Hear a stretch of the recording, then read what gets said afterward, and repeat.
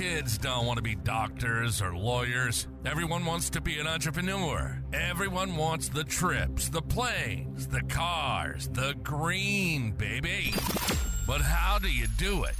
How do you get it? Welcome to Brain Drop. Brain Drop. The ultimate podcast where we bring you the secrets and strategies of 7- and 8-figure entrepreneurs who've mastered the art of growing their companies through cutting-edge marketing and sales tactics. It's not about lame theories. It's about actionable, proven tactics that'll take your business to new heights. This is Brain Drop. Brain Drop. And now your host, Joshua T. Osborne.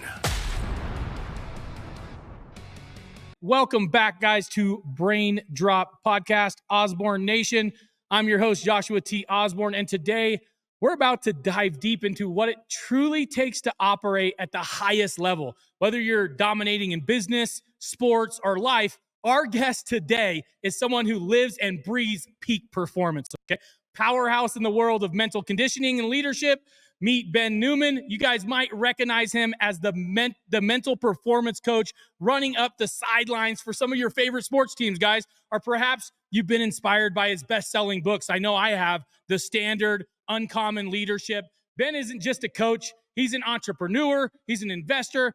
2 times Wall Street Journal best-selling author. He's been named one of the top mindset and performance coaches in the world, and for good reason, right? Ben's resume, guys, reads like a fucking who's who of peak performance. He's worked with some of the greatest athletes and teams like NFL, NBA, PGA, MLB, UFC, NCAA. He's been a key figure behind the success of the last 6 Super Bowl champion teams and currently serves as the peak performance coach for the Big 12 champions, Kansas State football team.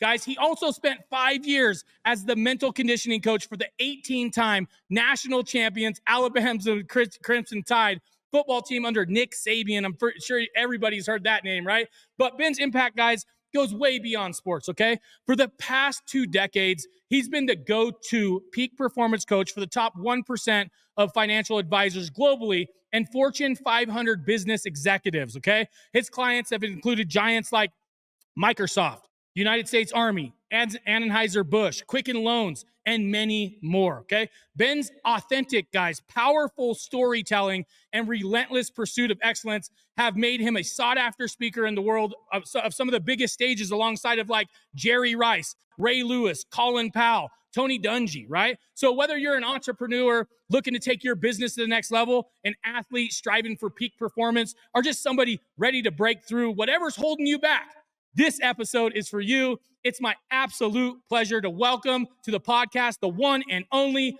Ben Newman. Ben, thank you for joining us today. Let's get into it.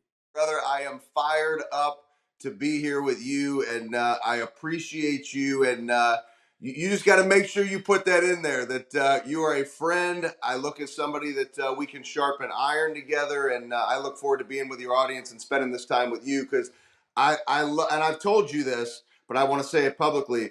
I love and appreciate how you show up in life. You know, I think so far too often these days, people are told, oh, because of this, that, and the other, like, man, just tell your family, like, you're not going to see them because you got business to take care of. And you make it a priority to make your family top priority while running businesses, doing things, and pouring into others. And so, brother, I appreciate you and fired up to be here with you. Thank you, brother. Well, I like to kick these things off, and this is something you've probably never done on your podcast, but I like to bring it all the way back because here you are today, the man that you are, even I look up to, because let's just keep it real. How did I meet Ben Newman? Guys, as you know, about 6-7 months ago, I had some back issues, had a couple discs slip in my back, ended up becoming paralyzed. I actually had these things push into my nerves, and then I was paralyzed, went in, had back surgery with Hammer, the surgeon that you guys have all met. And from there, I was like, how am I going to get myself back up, back moving? Well, I'm a motivational kind of speaker myself, kind of been through the trenches, own businesses, etc.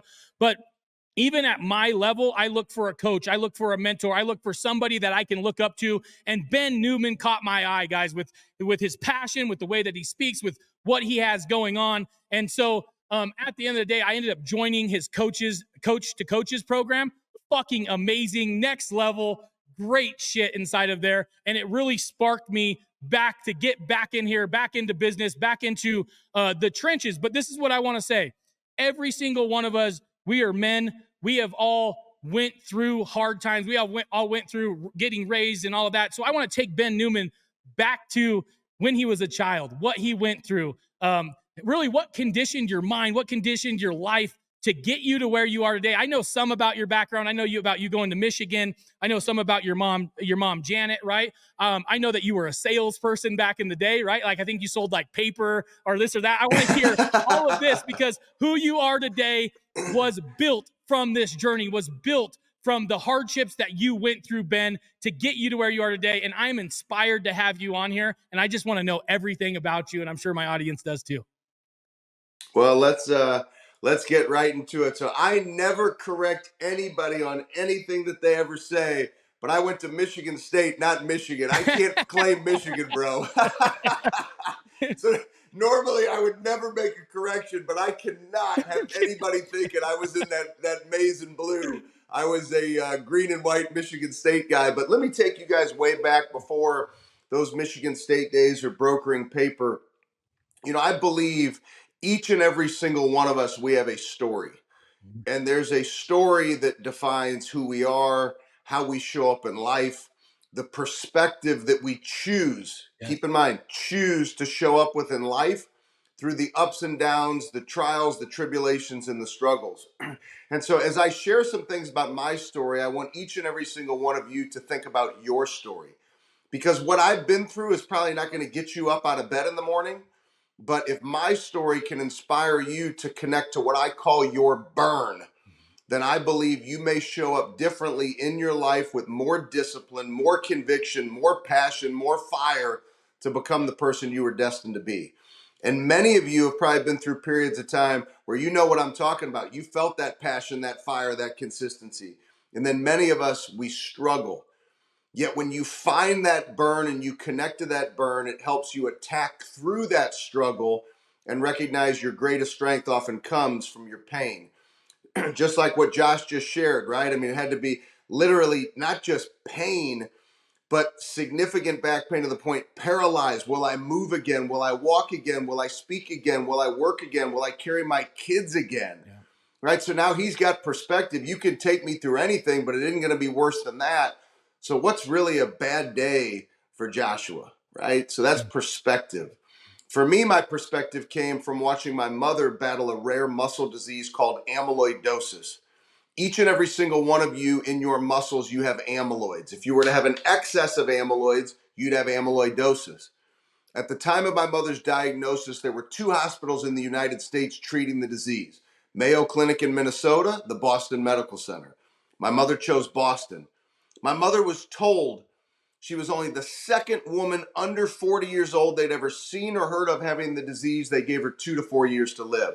Now, my mom may be similar to your situation. Maybe you grew up in a broken home, a troubled home, a home of pain. My parents were divorced when I was 6 months old. Dad, drug addict, alcoholic, manic depressive, bipolar. My mom, when I was 6 months old, was like, enough is enough. I can't live and raise my children in an environment like this. So imagine my mom's this single mom fighting to make ends meet, a teacher diagnosed with this rare muscle disease and told she's got 2 to 4 years to live. Wow. So let me just pause and ask everybody a question. How would you show up? What would your mindset be? How would you respond? My mother took out this old blue Mead notebook, maybe like some of you used to have in school. Maybe yours was another color. And my mom wrote things down in that journal like beat the statistics, beat the odds, live with the disease that is chronic and fatal, believe in yourself, combat anything, purpose in life. My mother allowed the pages of that journal to be where she unleashed her positive mental attitude onto the world so that she could make sure any opportunity she had when she was in front of me, she led me to believe in myself regardless of pain. She led me to understand that your purpose overtakes your pain. And because of how my mother lived, she instilled a burn inside of me that just can't go out.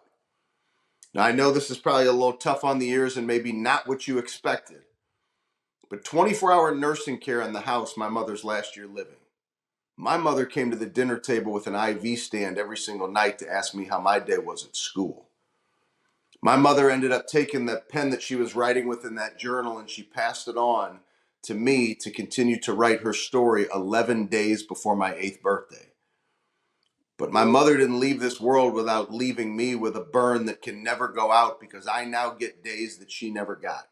She was able to pass her fire, her passion for life on to me. And just like you get it one day at a time.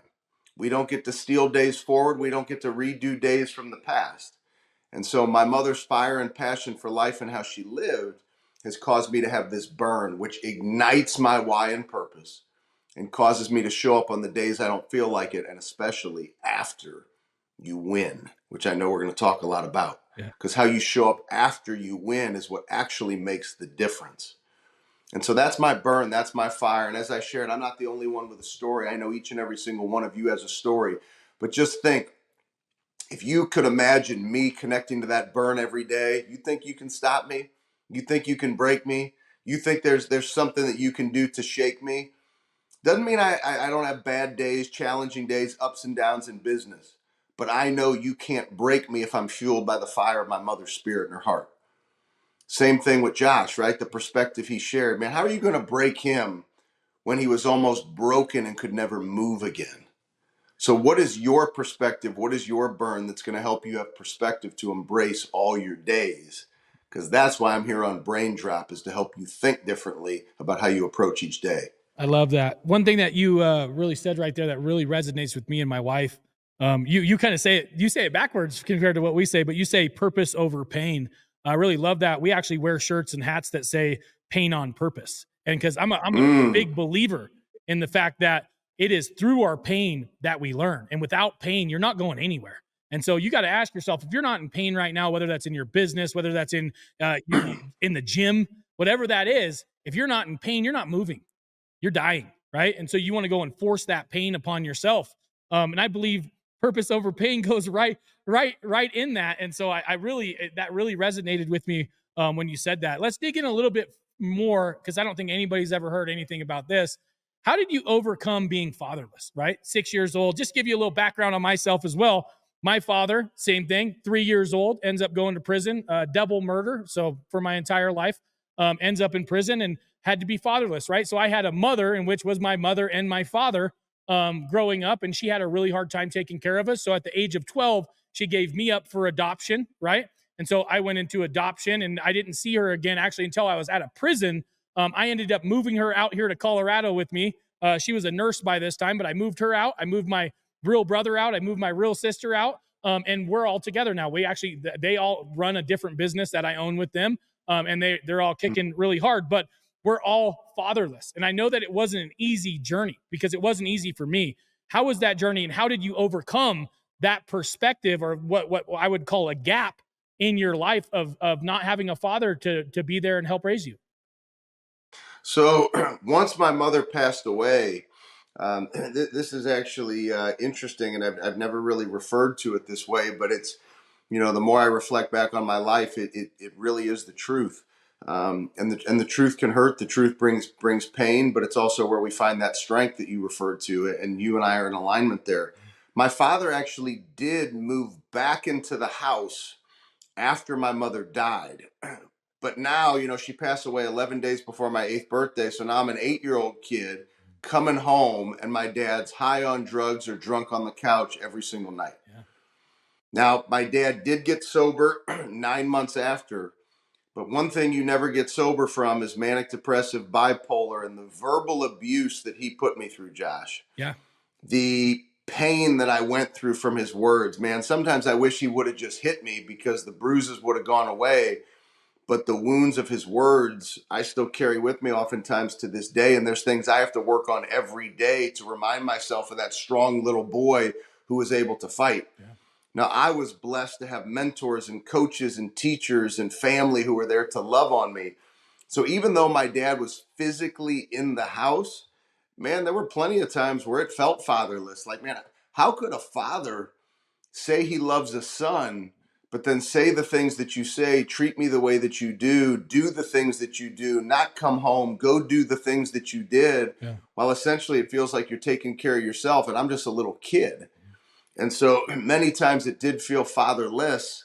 But I'll tell you, Josh, and I'm sure it's the same for you, bro, we wouldn't change it for anything, would we? No.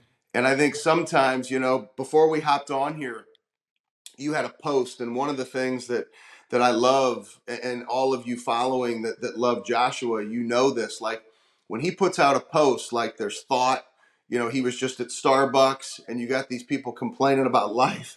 And I'm like, man, I read some shit like that. And I'm like, wait a second now, like, okay, what I just explained to you about my life, what Josh just explained, like, is this person really at Starbucks complaining about every single thing that's so terrible with their life? Like, how about the fact that their feet hit the floor today? Yeah. How about the fact that they can breathe? How about the fact that they probably have healthy relatives? How about the fact that, like, they actually get this day? My mom never gets her days back. Yep. She passed away at 38. I now get to live the days for her.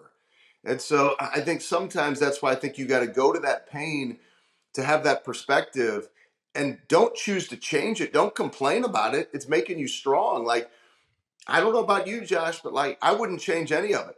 Like, I wouldn't, if I could go back and look forward, and here's this little boy who says, I have to go through all that in order to become the man that I am, the husband I am, married to my wife for 18 years, two beautiful children, 16 and 14, to be able to lead and coach and do all the things I feel like I've been blessed to do. And don't get it twisted. I still have two coaches. I'm reading books every day. I'm trying to get better every day. I haven't figured the whole thing out. Figured out a few things over all these years. But I wouldn't change anything that I've been through.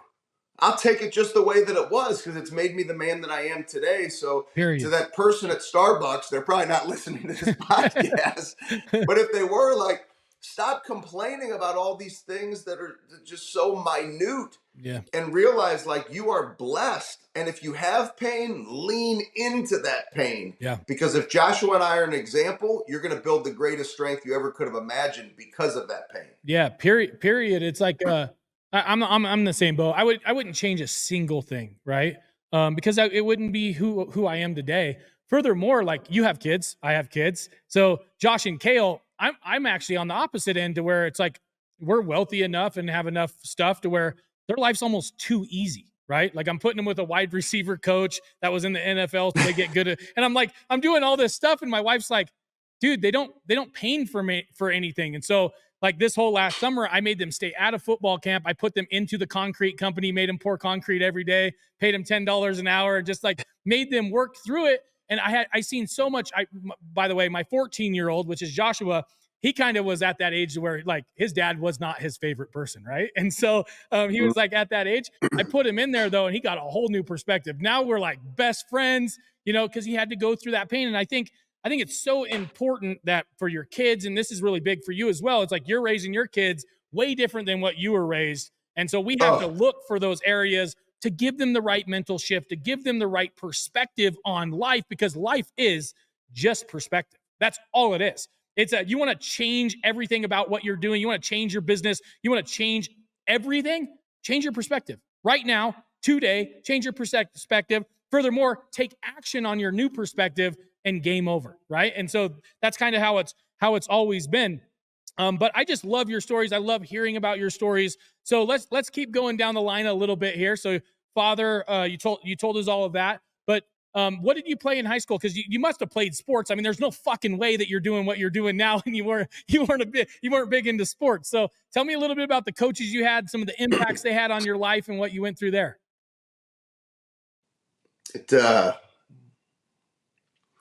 The way you asked is just going to make me a little emotional because some things have happened in the last 2 weeks. But my two high school basketball coaches, so Edward Johnson and Todd Basler, many people have probably, or you don't, I should say, many of you, it might be the same for you, but most people don't hear stories like this very often.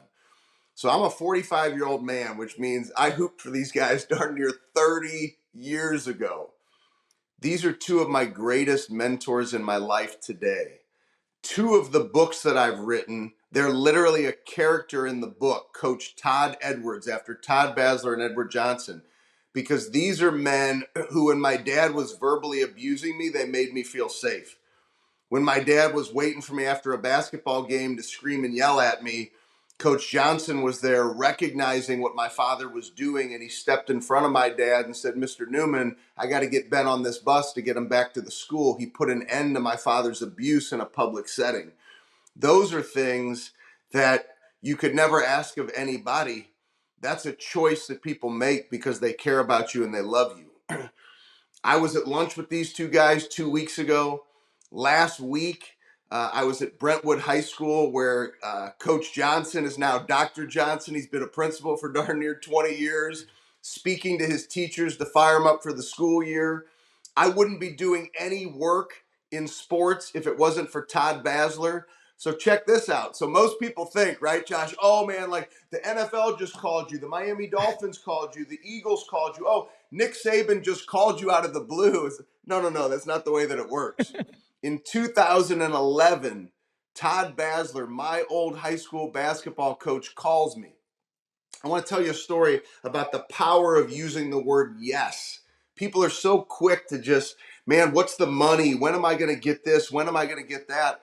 Rather than just doing the right thing to serve other people. Yeah, that's right. And so Coach Basler calls me 2011. To this day, he still calls me Benny Boy. He's actually taking my son and I golfing tomorrow. He says, Benny Boy, he says, man, you need to come fire up these troops, man. They're underperforming. These kids got so much talent. And like, if anybody can fire them up, it's you. Josh, I had never done any speaking in sports up to 2011. Oh, wow. All of my work. So the first time I was ever hired to speak was 2006. So I've been doing this for almost 20 years in sports and in business. 70% of my work is still corporate. But so 2011, so the first 5 years, all corporate. So he calls me. I go to an old beat up high school locker room, bro. Parkway Central High School. Parkway Central was ranked number 10 in the city. My old alma mater's unranked. I pour into these guys, give them a pregame speech. We knock off Parkway Central. These kids are like, man, how did we do this? And I just poured life into these kids. But the way these kids responded poured life into me, Josh. Yeah. And I ended up for 9 years going back to my high school. Never got paid $1, never would have taken $1 from the program. But bro, that's how my work in sports got started at my high school. And from there, I would have this happen and that happen, or, then you'd figure out a way, okay, I'm going to speak to another high school, a college, but it wasn't Alabama. It wasn't North Dakota State. It wasn't Kansas State. Small schools, you go do that. Then you get another one, then you get, and I put in the work to serve. And then when you do that with relentless faith rather than fear, man, like Joshua T Osborne, he should be paying me, or this organization should be. Stop worrying about the money and go serve for the right reasons. And I promise you the doors will open. And that's the only way that I can explain the doors that have opened is because I've remained committed to serving. Man, I think I've given 3 talks to high school football teams in St. Louis. I don't charge these teams. Like, if that coach calls me, man, I can fit it in this schedule. Man, I'll come talk to your guys. Yeah. Because I wouldn't be where I am today with national championship rings from Alabama and Big 12 championship rings and helping teams win Super Bowls if I wasn't willing to go back and speak to some high school kids. So I think it's important that we never forget where we came from and we have a willingness to say yes. Yeah. Because how easily, Joshua, man, back in 2011, so my daughter's 14 now. So my daughter's 1. My son was 4. Winter basketball games in high school at night. Man, how easy it could. Hey, coach, man, really appreciate you calling. Man, I love you, but like, I'm home with the kids, man. I'm not going to be able to make it out tonight. Had I said no, we might not be on this podcast right now, Josh. Yeah, it's crazy the way things work, right? Like just giving at the end of the day, just giving. And that's where it all starts. I don't know if you know how I started my business, but back in the day, I got ripped off by a marketing company. I owned a moving company at the time. I had all the moving and storage contracts here in Colorado Springs for the government. And so I was doing all that moving and storage. And I decided to go after local. So I hired a marketing company. For 6 months, they said they were doing a good job for me, but they couldn't prove that they sent me 1 lead. So after 6 months, I sued them. I got all the money back. I sent myself to school. I started doing my own marketing. It was blowing up. And then my first friend came to me and he was like, hey, can you do that for me? And I was like, fuck yeah. soon enough, I had 20 of my friends. I wasn't even working in my business anymore. They were all helping run my business so I could do their marketing for them. I was doing it all for free. But that's how all of this started for me. This is how I got into marketing. This is how I learned everything that I have today. Was a fluke mistake, right? It was just, hey, I got to do this myself. As most of us business owners, we wear every hat, whatever it takes. That's what the fuck we're going to do every single time. And so I had that mentality, but that mentality didn't lead me into doing what's right. Like you said, just giving with my heart. Hey, I'm enjoying this. Let me help my friend. And it was the next friend and the next friend and the next friend. By soon enough, I had 20 friends, and it was really easy at that point to go, you know what? I'm selling my moving company. I want to charge each one of you $1,000. What do you think about that? And they were like, hell yeah. They're making really good money. And so immediately I went from moving company and all that work to doing what I love and making $20,000, $30,000 a month super quick, right? But that's what it takes. It just takes the giving heart, or what I like to call giver's gain. And I can tell you're a man of giver's gain. It's all about just giving up front.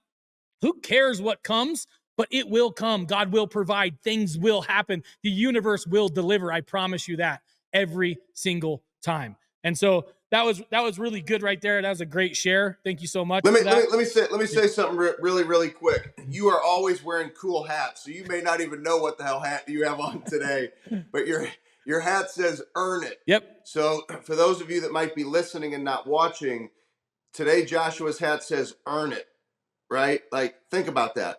So think about me saying yes. And every single one of you, I'm not saying that to put a spotlight on me. Look at this yes I said. I want you to think back to those periods in your life where it's like, when did you really earn your opportunity? When did that door really open? I bet you it was when you gave and you served and you weren't worried about the money. You weren't worried about what am I going to get? You were worried about, man, I'm fired up about this. I'm passionate about this. Like, when this vein starts popping out of my neck, I always tell people, I'm not yelling at you. That's my passion, my fire, my conviction. Like, do the things that you love that make the veins pop out of your neck, that make that fire burn inside of you. And that's when you're going to earn it in your life. Don't worry about your paycheck before you've earned the right to get that paycheck. Yeah, I love that. Well, moving on a little bit from Todd. So you get out of high school, and that's really, by the way, just to share a story with you, I wrestled all through high school. It was like my thing. And even when I was given up for adoption at 12 and then kicked out of that adopted home at 16, I was homeless living in my truck. I had a coach, and just a big shout out here to him. It's the first time I mentioned him publicly ever. His name was Steve Lander. The best fucking wrestling coach ever in Oregon, Roseburg, Oregon. You guys can look him up. I donate money to him every year for his cause, takes care of kids, does Mat Club, all of that. Love him to death. But seriously saved my life, guys. Kept me in high school the whole time. Just kept me going. He actually gave me, I don't know if this was, you're supposed to do this, but he gave me a place to live when I didn't have a place to live. Like, he just helped me every which way. I couldn't pay for wrestling, but he just made sure that I was there, made sure I could get to every fucking tournament, made sure, and just, I wasn't the best on the team. It's not like he scored with me or something, but he just loved me. He loved human beings. He loves helping. He loves giving. And so a lot of my giver's heart came from that man. A lot of my work ethic definitely came from that man. And so my wife always asked me, without a father, how did you get raised so good? Well, I seriously give that all to Steve Lander. So Steve, if you're listening to this, I love you. Thank you for everything you've ever done for me in my life. It's been an amazing journey, and I've been able to navigate it because of you. And so thank you so much. With that being said, I want to move on to your college, because I know you went in and you said Michigan, not Michigan State, right?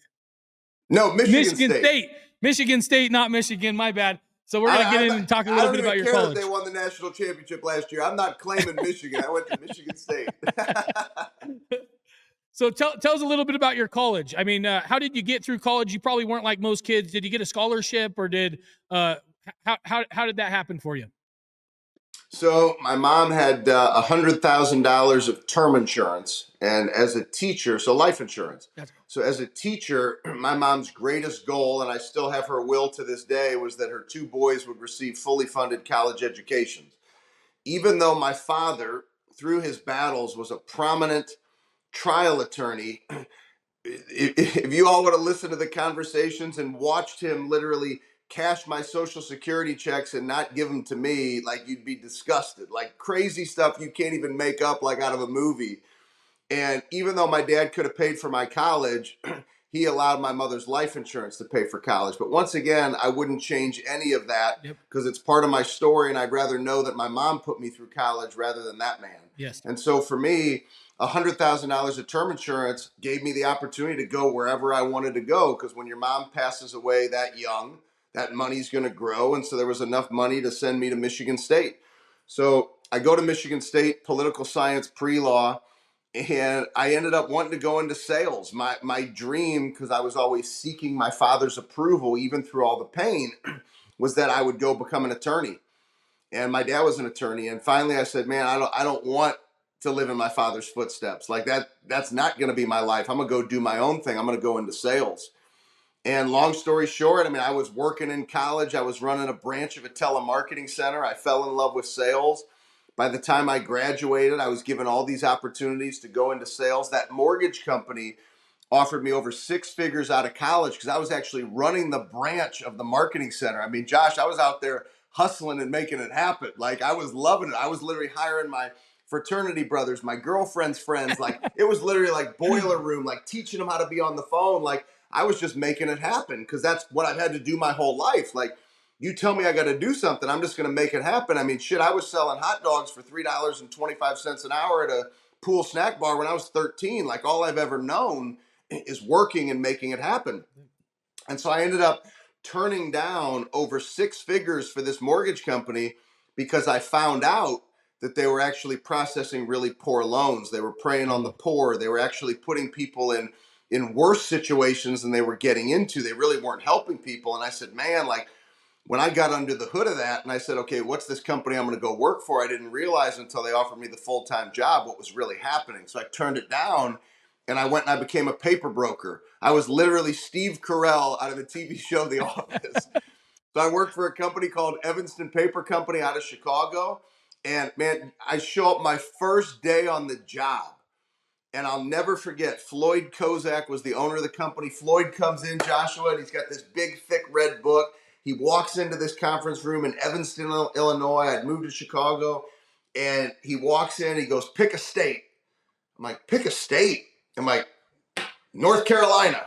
He's like, all right. He goes, flip that book open to North Carolina. He said, that big red book is a book of every newsprint and commercial print paper company in the country.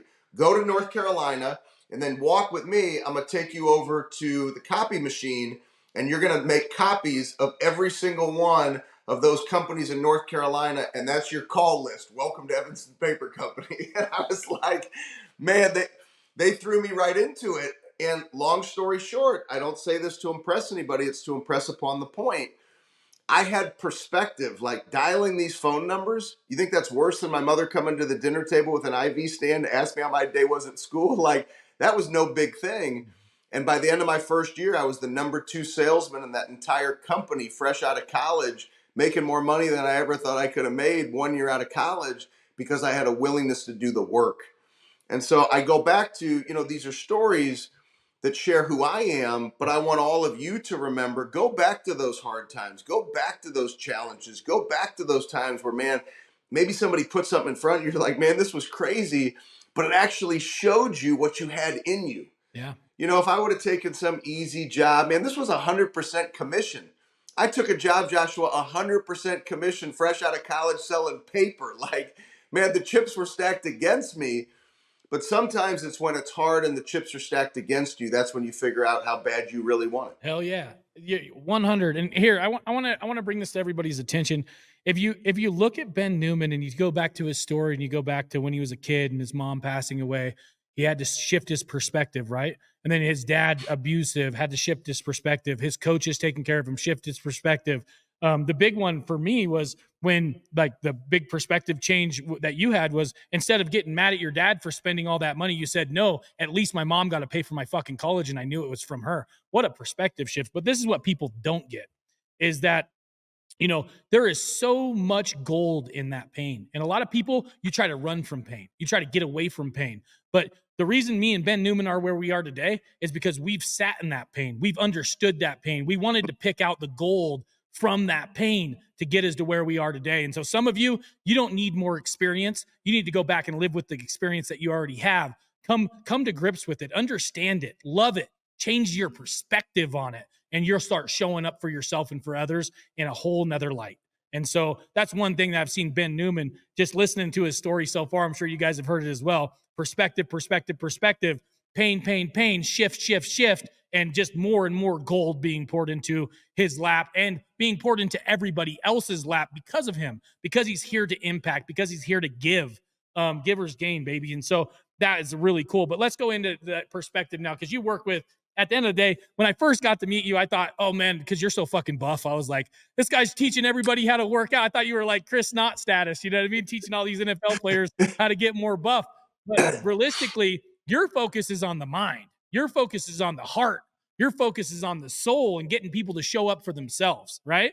And so, like, digging into what you do, it just amazes me. But I mean, with now hearing your story, I understand why you can show up and do what you do and inspire so many 6 NFL teams over the last 6. Like, it's just crazy, right? And I mean, Super Bowl champions, 6 Super Bowl champion teams you've worked with over the last 6 Super Bowls. It's just amazing. But it's because of your past, because of your pain, be able to work through that and then want to give, that you're able to work with these people. But let's first talk about them, because everybody knows notoriously when it comes to sports, a lot of people that play sports come from bad backgrounds like mine or yours. They have that pain that has to be worked through. Some NFL players, you see it all the time. They get in there, you think they're going to be amazing, and that pain ends up ruining them because they don't work through it. What do you think about the mindset? What do you think when it comes to these high-level achievers and athletes? And I know you work with businesses as well, so sales teams, right? All of that. When it comes to the high achievers, let's call them, when it comes to the high achievers or A players, what is it that they have that others don't, Ben? Well, they have a willingness to persevere, which kind of really goes back to this conversation. They have an understanding of what that burn is. You know, our podcast is The Burn, and it's, you know, every week we're sharing the story of individuals burn in that fire. We got to have Joshua T Osborne on The Burn, and so he was part of the Mental Toughness Forum and blew everybody out. So now we got to get you on The Burn, but it's understanding that burn inside of you. And the highest performers, that's what they have, because a lot of coaches and speakers, they talk about why and purpose, which is so important. But when you understand that underlying fire that ignites you, that is what lights up and ignites that why and purpose every single day and causes you to show up on the days you don't feel like it, and especially after you win. That's that perspective piece, to where, yeah, maybe yesterday didn't go the way that I wanted it to, but I wake up today and I'm a 45-year-old man. My mom passed away at 38. I've been given 7 extra years she never got. That burn inside of me is going to cause me to attack this day so that I can look in the mirror and say, I've given it my best one day at a time, because that's winning. That's what those highest performers have. They have a story. They connect to that story. They connect to that burn, and they allow that burn to fuel them. And a lot of times it can come from pain. It could come from sacrifice. Maybe you have a mom or a dad who had to have 2-3 jobs just to give you your opportunity. Or maybe right now there's little eyes, right? Joshua and I had to go through so much pain as kids. Like, our 2 little eyes, man, we're watching everything around us, almost like innately trying to protect yourself. Like, man, I got to be around the right people who are going to take care of me. And so those little eyes can be really powerful. There might be little eyes that are watching you in your house that you're making sacrifice for right now. So you getting connected to those things, that's what those highest performers do. And so for me, just to touch on something you mentioned earlier, because I think this is very important. You talked about going through our Coach to Coaches program. Yeah. You know, a lot of the work that I do, people have no idea how I do it, what I do. They get on Instagram like, oh, we see everything he does. Like, you see about 5%. Yeah. Because what we take people through in Coach to Coaches is the other 95% of the things I've learned from some of these highest performers. How do you help them uncover that burn? How do you become the example? Because I'm a big believer, like Joshua, I said this every single week, and I'll continue every time we're together, is we can only lead somebody to the level of discipline in which we live. So even though I work on the mental conditioning side, if Nick Saban would have brought me in for that first speech in 2017 with his football team, this is the greatest college football team of all time. This is the GOAT. This is the greatest college coach to ever coach anything. Probably him and John Wooden. So he's the best of the best. He's the GOAT.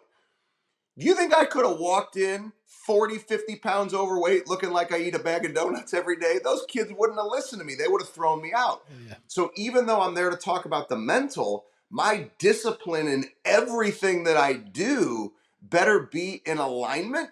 Yeah. Otherwise, you can't lead people. And so I think for all of us, you have to find that burn for you that causes you to be disciplined, to look at examples like Joshua and say, okay, he's got his business on track. He's got his family on track. What did he say with Coach Lander? I'm supporting Coach Lander. He pays attention to opportunities to continue to serve the people who took care of him. So there's a level of awareness. And so I think that's our responsibility, is to be our best and to continue to lead in all areas of life, fueled by a burn, which is what the highest performers do. And that's what you and I know from being, and a lot of times you and I are doing the stuff behind the scenes, whether it's your marketing or a coach calls me and I help him write a press conference and nobody ever even knows he called me, or it's a business leader who calls me and says, Ben, help me work through this problem, and nobody has any idea that business leader called me. Those are the things that you and I love doing because that's what we've been called to do. Yeah, period. We do them no matter what. Like it doesn't even matter. Like I just show up for people because guess what? Those people that I show up for deserve it. Like they've done the same for others, and it's like it's just a full cycle, you know. And more than anything, guys, it makes me feel good. I love it. Like if you look at the interpersonal side of things, it makes me feel good. And so why do I do it? Because givers gain. I know, like, you know, they say that most behaviors start as a value. And so I always knew back in the day from Steve Lander that if I just give, like the value started for me, that if I gave, then sooner or later it would come back to me. And I've done it for so long in my life, it became a principle for me. And this is something I live with every single day, no matter what. It's a principle. If I can give to somebody and help somebody, that's what I'm going to do. And I'm going to do that first before I do anything else. And then I'll move on with my life. And I've just lived like that as a principle now. And it doesn't seem, everybody can tell it's working. And so, if you ever read any Ray Dalio or any of that kind of stuff, like if you ever read his principle book, but like, it's like, if you want to know a man, look at his principle. We can all sit here and talk standards. We can talk behaviors or tell you what we do on a daily basis. But until you know a man's principles, then you can't really duplicate that success. Well, one of my principles is just putting it out for people and doing everything that I possibly can for everybody that is around me, because they deserve it. They're humans as well. They need to hit that next level. My job as a leader is to lead them to get what they want in this life. And so if I can be a part of that, even a small part of it, I'm gonna do it. And I've just trained myself to be that way. And I know you have as well. Ben, you've helped me already. Like we're already in discussions like back and forth, right? I'm trying to help your team. You're already trying to give to me. And I'm like, slow down. Like, let me do mine first, you know? And so that's how we're built. I'm like, give me the date. I'm coming to the Springs. I'm pouring into your people. Yeah, and you're like, slow down. He's like, down. Hey, can I show up to your next event? Like, that's just how we're built, because we know that that's a principle. And so biggest thing, I know most of you are business owners inside of here. Ask yourself, is this a principle in your life? Is giving a principle in your life? Are you helping other business owners that maybe they are your competition, but you can help him and he's 20 years younger than you? Go and fucking help him. Because if you do, it's going to come back. I promise. Okay. It might be go ahead. No, I was just going to say there's no such thing as competition. Yeah. You just have, there's not. Yeah. Like, people need to live more abundantly. If you're playing so fearful that you're scared that if you share something with an idea with a kid who's 20 years behind you, that kid's going to take business from you, you're looking at life once again from the wrong perspective. You hammered that so well, Josh. Like, be abundant and just give. Yeah. Stop worrying about playing in fear. If you find yourself playing in fear, you will never reach your highest level of continual peak performance, ever. Yeah, for sure. When I look at some of these athletes, because obviously I hang out with some of them, you know, being around Chris Knott, you get around everybody, Odell Beckham Jr., you're around athletes all the time. And now that we got the gym here at the shop, it's like they actually show up here and work out sometimes. And so little crazy there. But what I've noticed with each and every one of these people is, one, they have a high sense of awareness, right? It's like a super high sense of awareness, a super high sense of accountability. Anytime, even like when they're doing a squat incorrectly, immediately they're like, that was wrong. Just a little bit off. Just wrong. Immediate, and then tracking. They track everything. I'm talking everything is tracked in their life, whether it's eating, whether it's like everything is tracked. And then the biggest thing is like that tracking then leads to a new awareness and massive imperfect action on that, whatever that new awareness is. And they just continue that cycle. And it's just like, dude, every time awareness, accountability, tracking, action, and just back and forth, back and forth. And it's just a cycle. It's cyclic for these people. And I just watching them, just having them around my kids and my kids being able to see it, I'm like, oh shit, we're raising beasts right here. Like my kids are now tracking how much they're working out, how much they're lifting, how much like they're tracking all of it, even down to getting them to journal now. Cause it's like, when you have your perfect day, you want to know what you did that morning, what you ate, what you went through. Like all of that's being tracked now. And I'm raising some beasts, bro. I'm like, this is next level. So to me, that's one huge thing I see, Ben, is that ability inside of them to do the small things, and those small things turn into the big things for them. But talk to me a little bit more about that, what you see that in athletes. Well, it makes me think. Last week, my dear friend Phil Heath, who's 7-time Mr. Olympia, who you're going to be hanging out with. He's coming to Puerto Rico. We've got a big boot camp in October, and Phil will be there, and you're going to get to spend some very special time with him and with a very small group of individuals staying an extra day. And Phil went with me. I went and picked him up in Detroit, and then we flew to Kansas State for training camp for 3 days. And we're working out. We're working on triceps. So if you could picture this, we're in the weight room at Kansas State, and all of a sudden we're doing a tricep pull down, and I'm pulling this cable across my chest. Now, as I pull this cable across my chest, Josh, I think the rep is done, right? So I'm literally like, I got it here. I'm like, okay, rep's over. I'm going to do another one. He's like, Ben, hold on, man. Hold on. What are you doing? And I'm thinking to myself, like, what do you mean, Phil? Like, I'm in good shape. Like, I'm in the gym all the time. Like, I got this. And he goes, no. And he literally grabs my wrist and he pulls all the way down across my chest. And then he says, okay, this is where you are.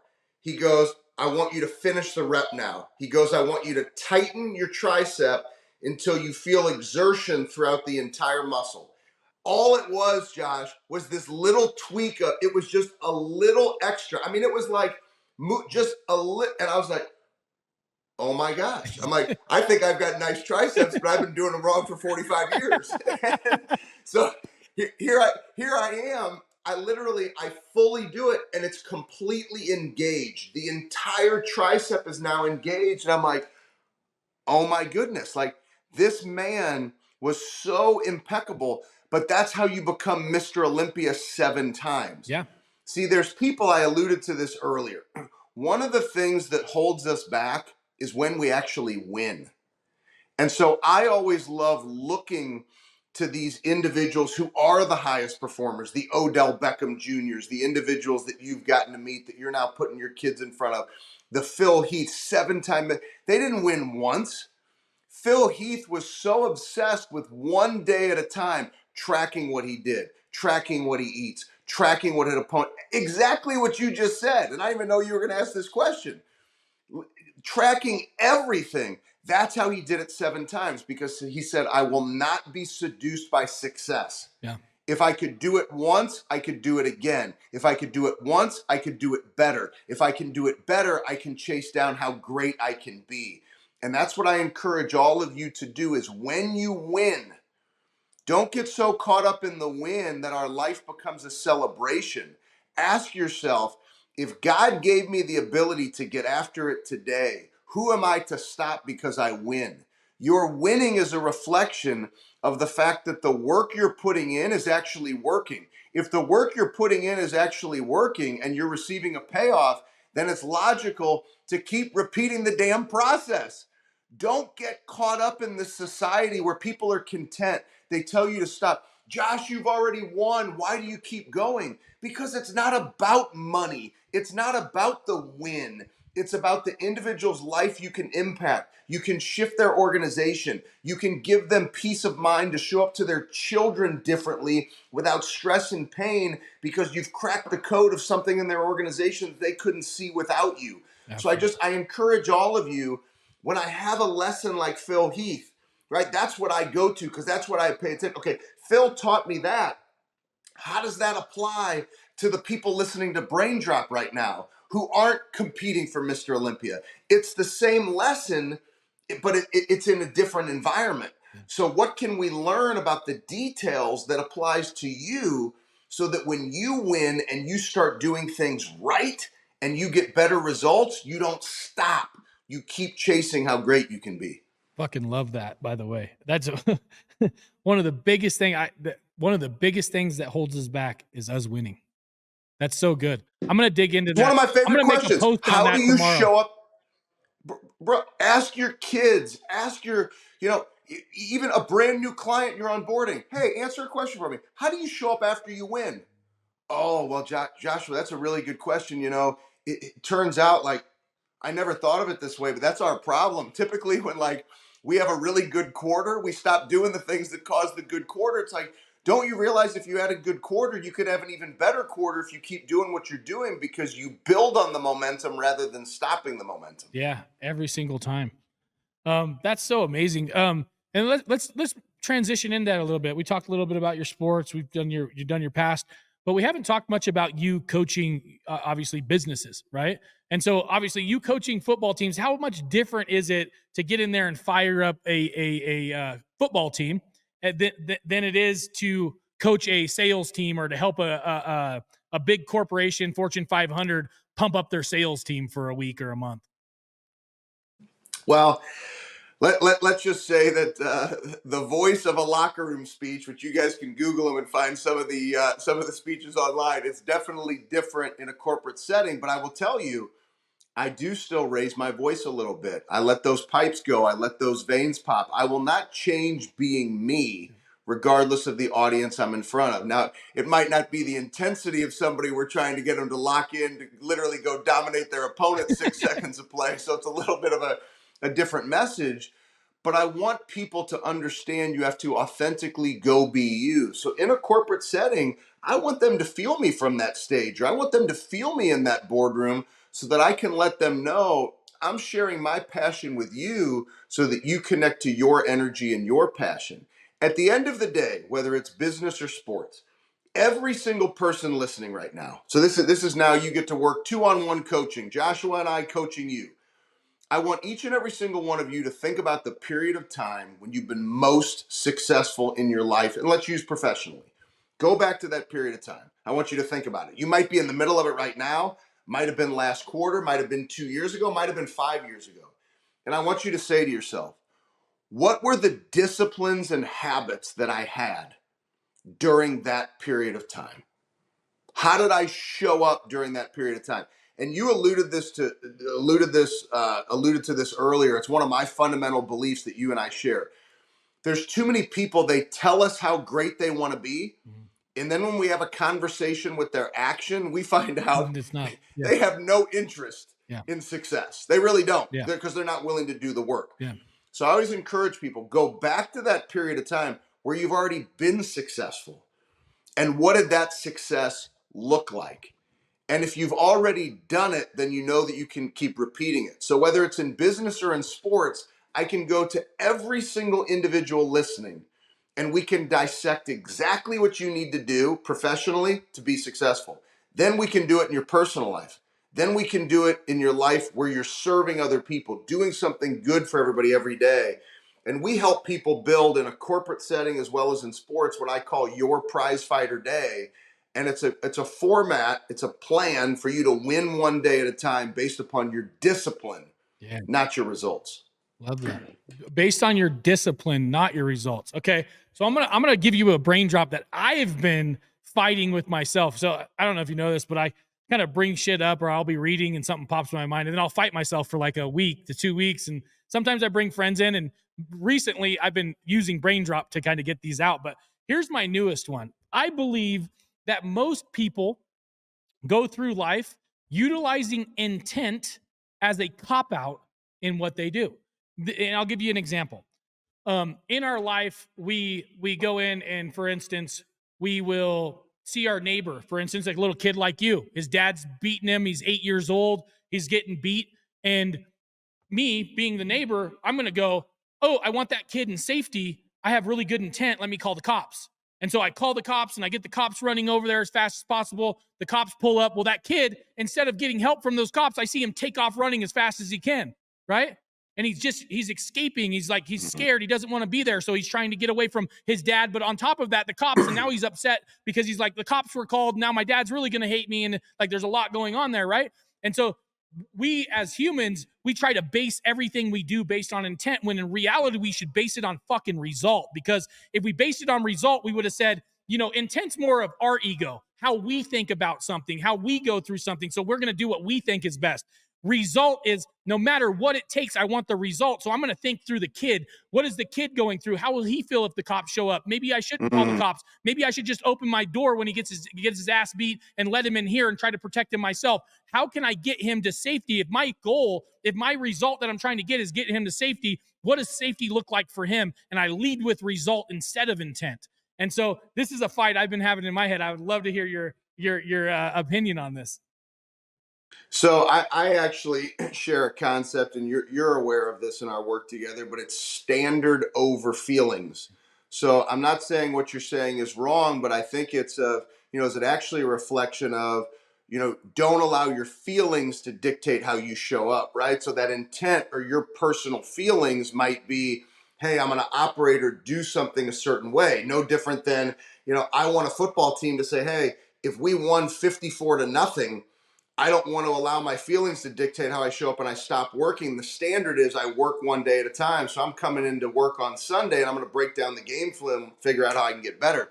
So in that situation, rather than result, I would almost say you're evaluating the standards. So my standard is I'm actually going to slow down and say, what's going through this kid's mind? And so my standard is I will always do the right thing to protect a child. That would be one of your standards, or to protect somebody. And so that, yes, delivers a result, but I almost think it's similar to my belief of standard over feelings, right? We can't allow our feelings, good or bad, to dictate how we show up. We always have to go back to our standards. And then when we drive to our standards, you get a result, right? If we live every day to dominating our standard, you win more in business. If we live to our standard, you protect that kid, right? You would have slowed down to say, hey, like, is this kid's situation going to be worse? So rather than acting immediately off of emotion, I'm going to slow down. I'm going to process it. As a great leader of all the companies and all the success you've had, your greatest decisions are probably when you breathe, slow down, process, make a decision, right? As opposed to make a decision on your feelings. Yeah. So to me, I think it's the same. Yeah. Our beliefs are similar, but I say standard over feelings. Cool. I like it. Thank you. All right. Well, we're getting close to that time. I always like my guests to share the biggest brain drop you can drop on these people. Understand that a lot of them, they are in sports. They lift weights, but most of them, they own businesses, right? And so what is the biggest piece of advice that you can give to a business owner? What is the brain drop that you can leave them? And then at the end there, tell everybody how they can find you, how they can follow you, and how to get a hold of you. Yeah, the greatest life lesson I've ever learned, it came from my mom. It's not how long you live, it's how you choose to live your life. So if you are a business leader, if you're a leader in sports, if you're leading yourself, make sure that you do not become seduced by success. I wrote a book called The Standard, which to this day, I still can't even believe that somebody hadn't written the damn book. And I was literally like the only one to write the book, The Standard. That was a God thing. But I researched 20 years of working with some of the highest performers in business and in sports. And I looked how they showed up, and it came down to their decisions, their choices, and their standards. And when they were winning, they didn't get seduced by success. They always said, what caused the winning? And then they stayed focused on that burn that lied inside of them. They woke up every day and said, I'm going to connect to that burn and nothing can stop me. Winning won't stop me. A bad day won't stop me because I'm going to attack this opportunity. And then you stay focused on the things you can control. You hammer those standards every single day. And you recognize that in life, a never finished mentality will cause you to always win. That's right. Perfect. All right, you heard the man. And as far as staying connected, Instagram @continued fight. You'll get me inside of my DMs. You send me a DM, it'll be me. I post things that I want to post. We have members of our team that help me because I'm not the best technology guy. That's why I got Joshua and his amazing companies doing things to help us. And so, for me, you'll get me. And so stay connected on social media, get involved in some of the things that we're doing. If you're a coach, let us know how we can help you. If you're a leader, let us know how we can help you, because I think we have to continue to serve, build, and help others grow, because we're living in a world right now. And I'm just going to cut it to you guys straight. I don't believe in sugarcoating anything and talking about sliding down rainbows and riding around on unicorns. We live in a world where people are held back because of politics. People are held back because of the economy. Nobody can ever stop you if you have a relentless faith in you showing up to be your best one damn day at a time. No more living in fear. No more sitting on the sideline. Get your ass in the game. Get the individuals that are willing to help you fight through it, like listening to Joshua on Brain Drop, going to his events, doing the things that his companies are doing, providing an environment for you to win. You got to lean in and attack it. No more fear, no more self-talk, no more politics, no more excuses. Get in the game and make sure you stack days, winning one day at a time.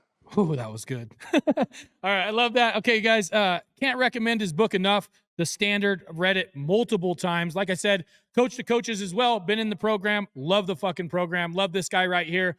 Make sure you give him a follow. Make sure you go find him online. He is an amazing man, mentor to follow. So with that, we'll see you guys later.